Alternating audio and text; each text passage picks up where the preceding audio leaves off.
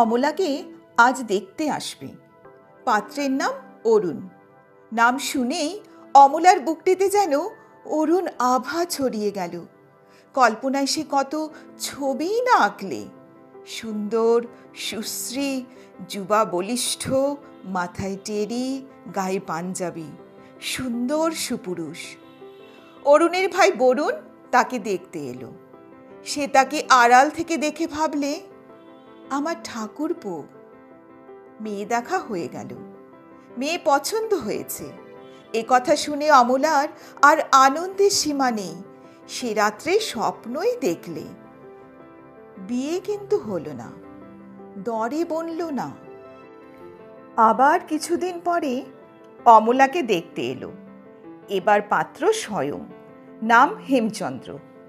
এবার অমলা লুকিয়ে আড়াল থেকে দেখলে, বেশ শান্ত সুন্দর চেহারা, ধপধপে রং, কোকড়া চুল, সোনার চশমা, দিব্যে দেখতে। আবার অমলার মন ধীরে ধীরে এই নবীন আগন্তুকের দিকে এগিয়ে গেল। ভাবলে, কত কি ভাবলে। এবারে দর বনল, কিন্তু মেয়ে পছন্দ হলো না। অবশেষে মেয়েও পছন্দ হলো, দরেও বনল, বিয়েও হলো। পাত্র বিশ্বেশ্বর বাবু, মোটা কালো গোলগাল হৃষ্টপুষ্ট ভদ্রলোক, বিয়ে পাশ, সদাগিরি অফিসে চাকরি করেন। অমলার সঙ্গে যখন তার শুভদৃষ্টি হলো, তখন কি জানি কেমন একটা মায়ায় অমলার সারা বুক ভরে গেল।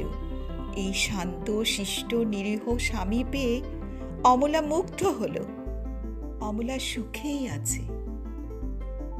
গল্পের নাম অমলা। বেঙ্গল পাবলিশার্স কর্তৃক প্রকাশিত বনফুলের শ্রেষ্ঠ গল্প বইটি থেকে এই গল্পটি নেওয়া হয়েছে। যদি আমার গল্প পাঠ ভালো লেগে থাকে তাহলে লাইক করো, শেয়ার করো। এখনো যদি আমার চ্যানেলটি সাবস্ক্রাইব না করে থাকো তাহলে প্লিজ সাবস্ক্রাইব করে দিও। আবার পরবর্তী একটি গল্প নিয়ে আসবো, তাই সঙ্গে থাকার অনুরোধ রইল।